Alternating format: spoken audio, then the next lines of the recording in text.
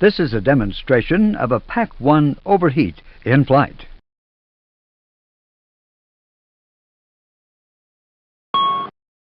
Cancel the master caution.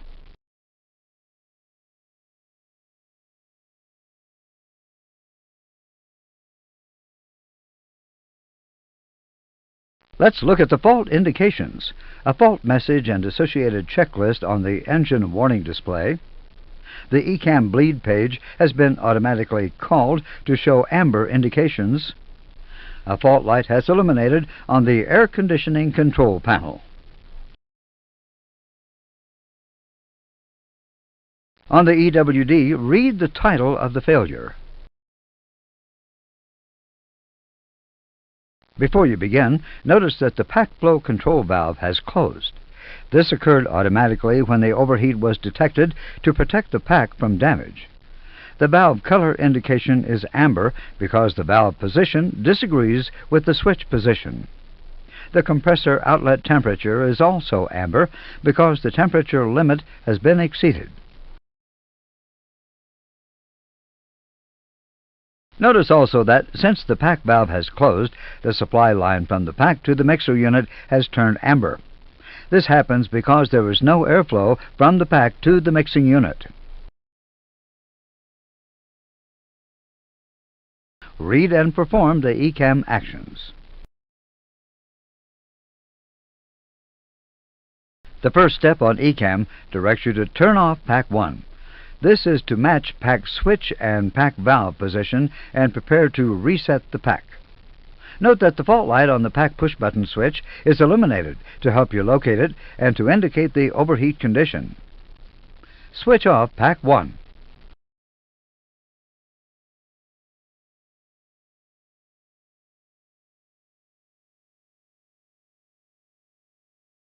When Pack 1 is turned off, an off light illuminates in the switch and the pack valve indication turns green, showing valve switch agreement.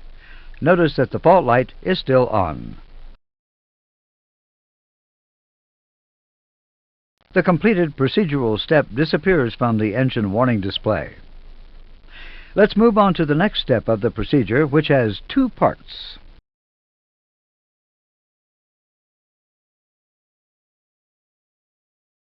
The first part, a condition line, is not an action but an analysis.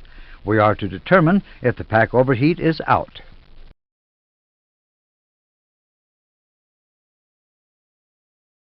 The fault light in the switch is extinguished, and the compressor outlet temperature indication is green, so we can conclude that the overheat is out.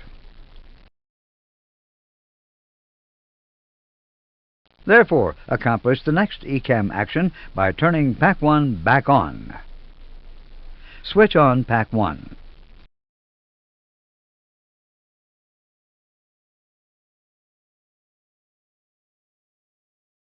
When the pack switch is turned back on, the off light is extinguished.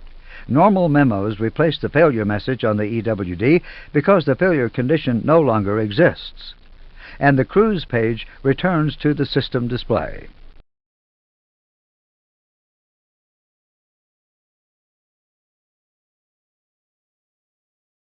The failure message is read. Conditioning: trim air system fault.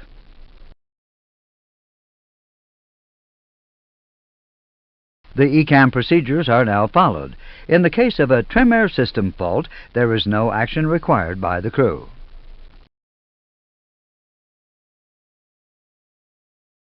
The next step in this example is to clear ECAM. Clear ECAM.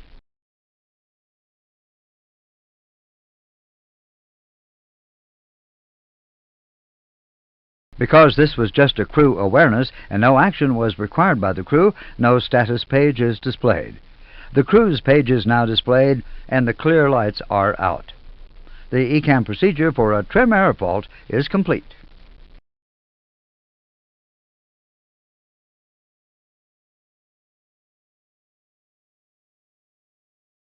Should an ECAM or QRH procedure require the use of the ram air switch, it is operated by lifting the guarded flap and pushing the switch.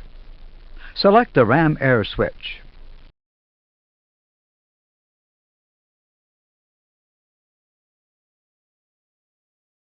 An on light illuminates in the switch, the valve will open, and the indication on the ECAM bleed page will change to show this. Note that ECAM procedures normally call for the aircraft to be below flight level 100 minimum en route altitude before operating the ram air valve, since the aircraft will depressurize. Let's look at another abnormal indication.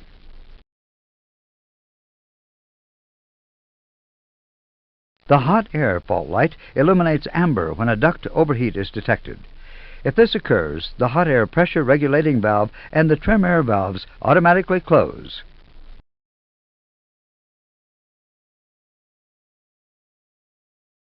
Now let's look at some other abnormal indications associated with the air conditioning system.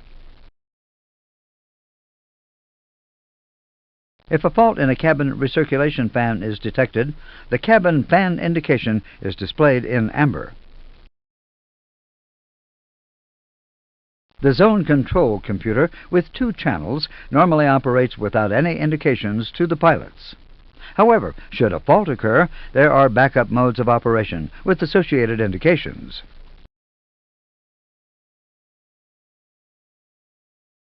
In the first case, should a primary channel failure occur, the secondary channel takes over, and optimized temperature regulation is lost.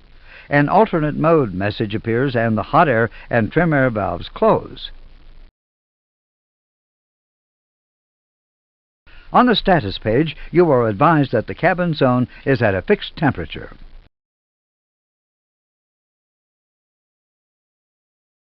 In the second case, if a dual channel failure occurs, there is no zone temperature regulation.